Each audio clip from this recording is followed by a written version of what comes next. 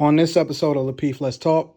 And one of the biggest problems that they had in their relationship that I never had is that other people had say-so in what was going on in their relationship. They involved other people in their conversations when anytime there was an issue, other people got involved, other people had advice, but nobody was there when they broke up and got a divorce. Ain't nobody helping the girl that got 2 jobs now because now she got to provide for, she a single mom and she in a space to where she don't have that comfortability anymore and all of that. Right, so right. We're gonna move on to the next topic. Thank you. Who you thinking, me? Just move on to the next topic, bro. All right. If you're just tuning in, welcome to Lapeef, Let's Talk. Moving on to our last and final topic. Hey, make this one quick, man. What? Hey, what is it? I don't care. My spouse. Right. Go ahead, recite it. What's the question? You know. Come on, Dix. This was a hard show because some of the topics are not like It's not my that hard. It's not face. that I hard. guess. Great topics. Our people out I there love appreciate your topics. I love we your gotta topics. have those tough conversations, conversations that you don't Hey, normally have see. folks submit the questions like at the beginning of the week so we could talk Yes. about them and stuff. I would love to hear a question that people have specifically for me. I would love to hear it. Well, let's hear this one. So what's the topic, JR? Is your spouse more significant than your childhood friend? Is your spouse More significant? yes than your childhood friend? Meaning, you may have somebody that you've been dating for like 2 years. Guys might have got engaged, married after 2.5 years, and then you got that friend that you've been knowing all your life, 20 plus years. So when it comes to your spouse and your childhood friend, who's more significant, Tawana?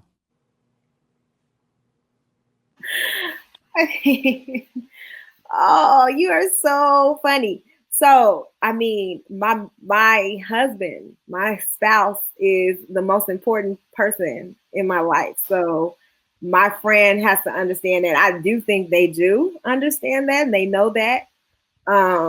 Because, when you commit to someone, especially on that level, you are completely loyal to them and completely dedicated to them. And so, that it goes without saying that, that is the first priority in my life. So does that mean that I'm going to separate myself from my friends and that I no longer have to have friends? No, because I feel like when you have a good spouse that's supportive, that loves you, like your friends become part of their circle as well. And like vice versa. So we all embrace each other and, like intertwine in each other's lives. So it's never been, for me, an issue of whether I have to decide on being friends with someone because of my spouse. And if I have severed ties with a friend, which I have, it's solely based on my experience with them and the things that me and that person, went through specifically. So, for me, my spouse is definitely number one in my life. It just depends on, that person who you're committing to and that situation. So, that's my answer. When I first picked this question, I was kind of on the fence. Kind of understand both sides of it because your childhood friend knows you. Yeah. They've been knowing you all your life. And even though people may say your spouse comes number one, I find that a lot of people that I know still don't always tell a spouse every single thing. They tell a spouse certain things and then they branch off to that childhood friend and they may ask them some stuff on the side. So I don't think people. Well, that's different, JR. Now you said who come first, who more significant. You didn't say. Well, are you telling all? If your spouse is significant, then you should be able to talk to them about any and everything, the right? things that I tell my best friend sometimes is not something I'm talking to my man about, and he don't even want to hear that. Sometimes he's like, "Why are you talking to me about that stuff?" So it's just not as fun. I don't know. Like me and my girlfriend, we have a different rapport. We talk about different things. Like he don't want to hear that stuff. So I don't think that is any indication that you're putting more significance on one person over the other.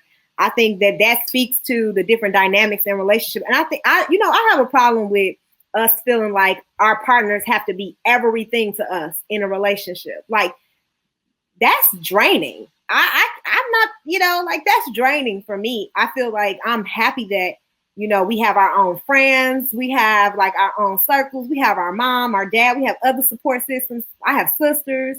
Like, he can't be everything to me. He can be most things, but he can't be all of those things. That's why I have other people in my life that I can confide in and rely on. So, I just don't. I don't think that means that person's more significant just because you may share other things with that person than you do with your spouse. Okay. Yeah.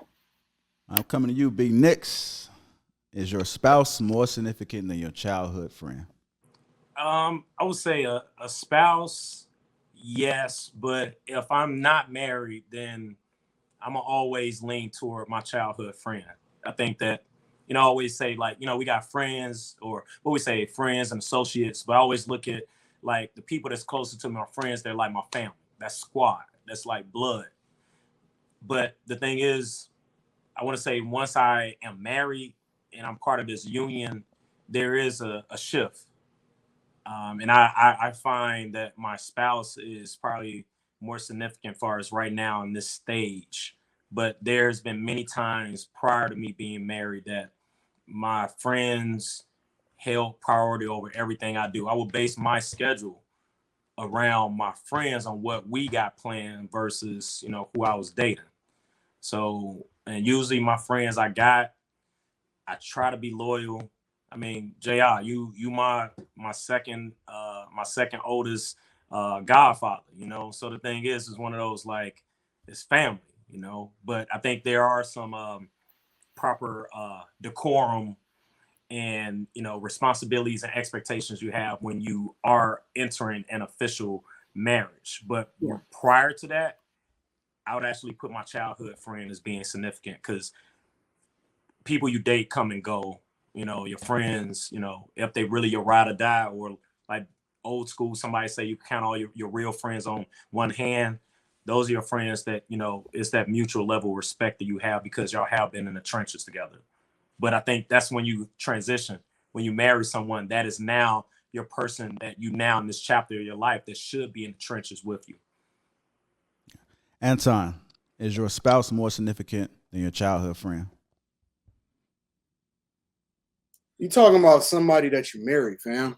Like, you literally talking about somebody who you took vows before God that said, till death do us part, for better or for worse, in sickness and in health, fam. Absolutely. Like, a childhood friend, dog, we have to understand that relationships aren't forever. It doesn't necessarily mean that something bad happened between you. It just means that y'all growing in two different directions. So when you take into consideration that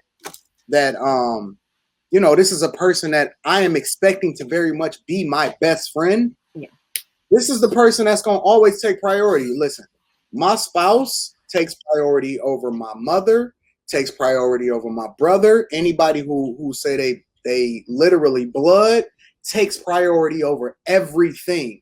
And so when you have your priorities in order, everybody else will know their place. If you set the expectation and the standard ahead of time and people understand how you moving, they'll never ever question you. They'll never have any kind of expectation of you to place themselves above your spouse. And we not just friends. We're not just dating no more. This is a person that I'm looking to spend the rest of my life with. This is the person that's going to take care of me if anything ever happens to me. You know what I'm saying? So this ain't nothing to play with. I know plenty of people that call themselves childhood friends. Okay, so we had some good times together or whatever like that. I'm very much expecting us to be moving in the same direction as maybe, when you get married or whatever, we can go on a double date or something like that. But outside of that, man, I'm not having no conversations with you about whether or not my spouse takes priority. Of course she takes priority. She gonna forever take priority. Even if we in a bad space, if we still married, she take priority. That's the mother of my child. That's that. Hey, Anton, you shouldn't even have a friend that you don't that don't even understand that. You know what I'm saying? I don't even know people who don't understand that. Like, that's his wife. That's, you know, like, that's your priority in life. And it's not that you don't love your friend, but it's just a different type of bond that I have with my husband. You know, that's my partner for life. Like Anton said, I would never put any friend over. In fact, you know, like, a friend knows my boundaries and know not to disrespect my husband, right? Like, or not to even cross that line. So, well, yeah. Anton, I got a question for you. Do you, and I fully support what you're saying. Do you feel that, is that the same answer that you would have gave if this was like the version of you from 10 years ago, or maybe even 15 years ago? Has it always been that stance? From day one, I've been married for 16 years. Yeah. Going on 17 years. I got married when I was 22 years old, fam. And the thing that keeps us, and I've seen plenty of people that got married that same year, some of my same friends, some of my same cousins or whatever like that, people that I was really close to. And one of the biggest problems that they had in their relationship that I never had is that other people had say-so in what was going on in their relationship. They involved other people in their conversations when anytime there was an issue, other people got involved, other people had advice, but nobody was there when they broke up and got a divorce. Ain't nobody helping the girl that got 2 jobs now because now she got to provide for her. You know, she a single mom and she in a space to where she don't have that comfortability anymore and all of that. Right, so right. I've always been consistent, and I think that came from my father. My father moved a certain type of way, and as a result, my brothers move a certain type of way, and I'm always gonna move a certain type of way. It's a hierarchy, and anything, and I'm one of the type of people that's absolutely transparent. So for me, if it don't align with what we got going on, then you probably not gonna be involved if that's what the expectation is. Yeah. No, that's I think dope, that man.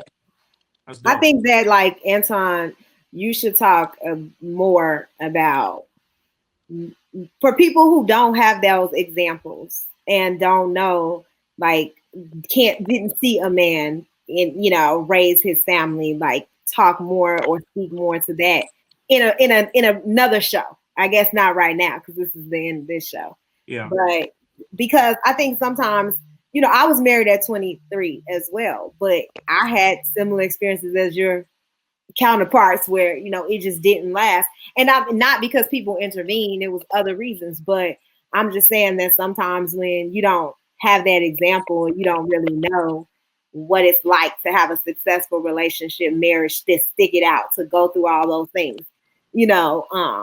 And you know, I hope people don't have to get divorced to figure it out and get remarried, but sometimes, you know, that is what happens. Yeah, I agree, because yeah. I don't think I don't. Go ahead, B Nix. You can rock. No, I don't think that was me. If that was I got married when I was 25, and we're going on this will be 13 years for us, and I didn't, and I don't even think it was about friends. I think it's also like, it's more so if the question was pertaining to family. I think that's the part where it becomes this wrestling between, you know, your significant other and family. And I think it's this balancing act where you, at that stage and where I was in my life, I felt like, you know, this family is, you know, on blood, and they sell you on that, you know. Even Right. your own mother would do that. So I think I grew and I learned before it went wrong. But I know there was a part of me that, you know, yeah, my friends took priority.